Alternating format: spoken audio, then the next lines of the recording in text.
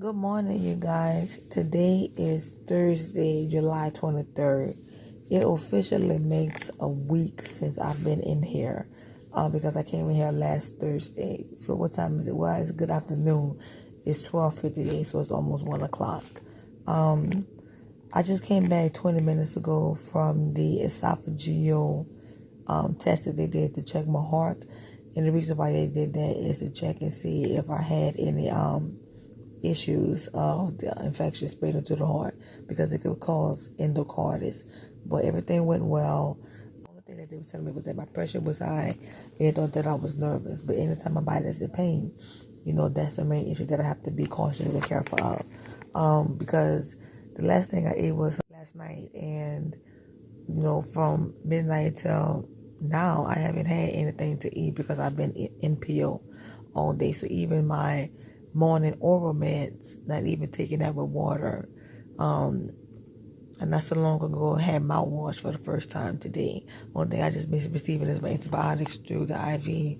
I finished that for right now. I'll be due for the next dose in probably another 45 minutes or an hour. So I just asked my nurse, could she see if I can eat? Because the doctors, they have me as NPO, but I am so hungry. I've been so nauseous, throwing up. This morning was very rough, you guys.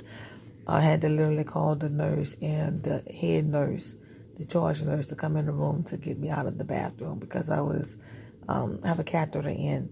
But the medication they be giving me, plus the side effects of antibiotics, and then with the gastroparesis and the cyclic vomiting syndrome, all of those issues combined together, it gave me the runs. And then that has you depleted, dehydrated, feeling weak. My legs were feeling like jelly, like I was about to pass out, and I needed help. So they brought me out the bathroom and put me in the bed.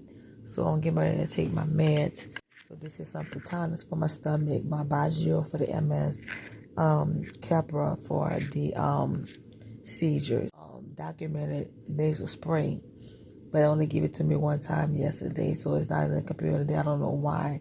So she's trying to see if I could take it.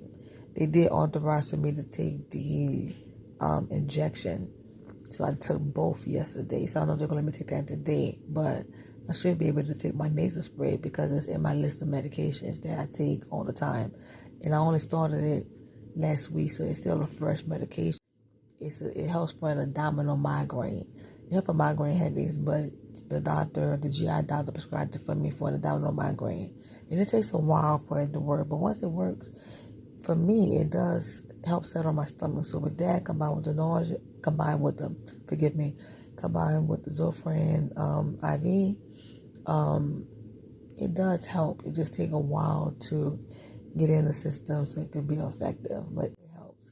But still, the issues with the swallowing, feel like it's stuffed and like it's going down the wrong pipe, and it's stuck behind the breastbone. It's still an ongoing issue. So hopefully, I will be able to see GI before I leave. They told me today I will possibly be discharged around afternoon. Right now, it's after 1 o'clock. It's 1:02. So they asked the nurse, they don't see any discharge authorizations or papers in the computer as of any time, but they did tell me yesterday there could be the possibility. So everything could change. But I'm happy to see any infections, no swelling, no issues with the heart, so it has not spread to the heart, so that's great.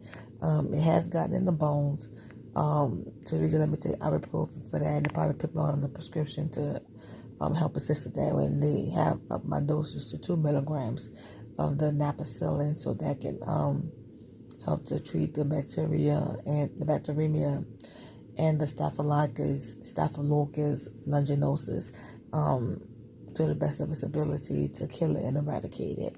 But other than that, it's been a rough journey. Last night was rough. This morning was rough. My body just feels in the slumps right now. For any of you guys out there that take care of relatives with illness or you have an illness, always advocate for yourself. And especially now with this COVID-19 and they're keeping a lot of visitors, family members, friends from visiting as frequent and often, you really have to advocate for yourself. Do not be afraid. Do not be fearful. One thing you have to fear is fear yourself. And if they go against you, always get everything you're writing. Get a copy of whatever thing that you sign.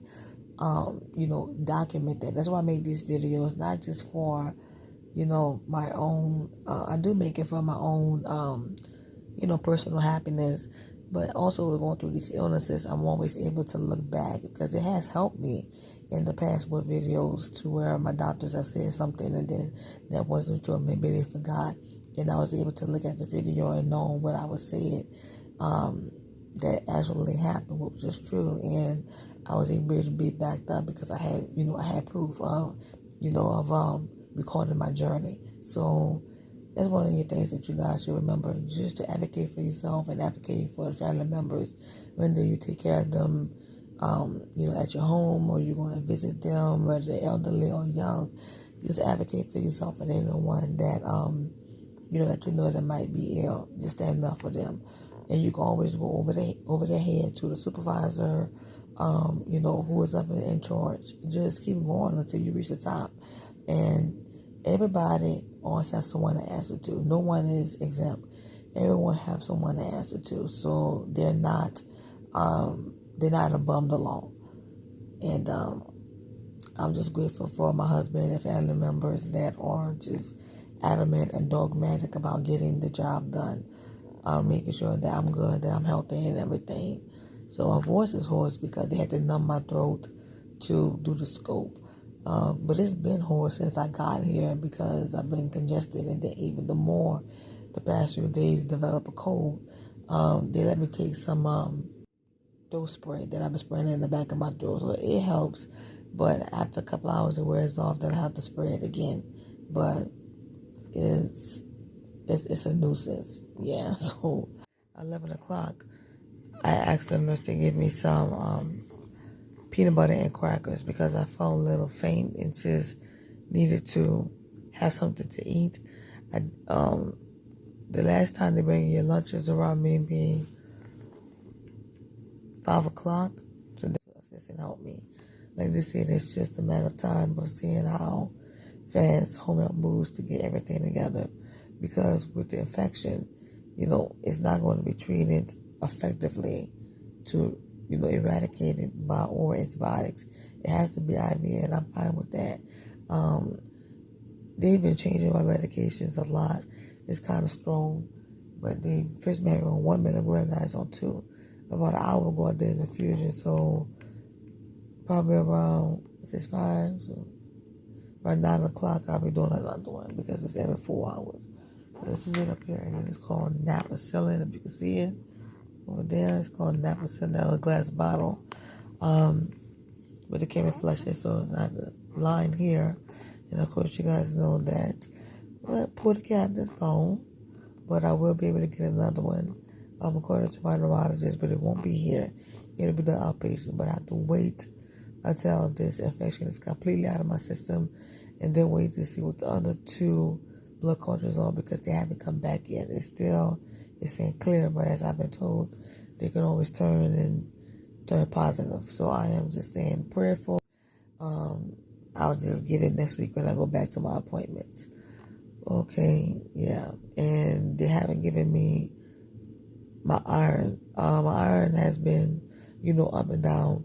And I can definitely tell a lot of weakness and everything has occurred even more and more shortness of breath because when the surgeon was having a lot of trouble doing the Porta Cap removal, he kept telling his assistant, she's a bleeder, and having to cut the flesh, and because a lot of skin and flesh grew around it because it was deeply set into my body, and we had to cut that, numb it, and then sew it together, and then do it again in order to press and push the Porta Cap up. So anyway, make a long story short, there's been a lot of blood that was coming out from that. And when last night, early yesterday morning, my pressure was like, 95 or 94 over 75. I knew that was really due to the procedure that I had. And once it came back up, then I felt a little bit more better, not as weak. But I know dealing with anemia is hard. And then, you get heparin, flushing your locks. The heparin lock, flushing everything to keep your lines clear. And even though I no longer have the Porta Cap, I won't be able to help her for a while. But as being on a regular schedule for that, I know that with anemia has been a horrible combination. So it kind of just made things a little bit difficult. I could hear the nurse coming in the room. When I enter the room, I can hear them outside the door. So I'm not due for that yet. They probably get my morning meds. And they did blood work already, the phlebotomist. So right here, they're getting that done. I've kind of been a hard stick, which is nothing new under the sun. But they've been okay with getting it. It's just torture to my veins to go through these constant sticks again, and this is what I wanted to avoid. But I'm glad that P.t is gone, and to eradicate the source of infection where my healing can take place, and can speed up the process. Don't know how much longer I will be on antibiotics. They told me between another 4 to 6 weeks. It just depends, but just have to do what I have to do to get it out of my system. I know the medication is very strong, so I feel like a lot of pain in my neck, and I thought it was due to how I was sleeping. Could be, but it's all feeling bad. The pain, I'm always taking note of that and letting the doctors know, the nurse know, what's going on. I still have a lot of aches in my bones, and they're saying that's just from the bacteria flowing throughout the bloodstream and attacking my bones. So they give me like a lot of ibuprofen for I don't want to take too much because it's just an ongoing, unyielding pain that just keep nagging at you. But just try my best to feel better. Right now, I am looking at what is this? Hold on, looking at 8 passengers right now. So you guys, I will come in and check with you right now. I can't even think what else I want to say, but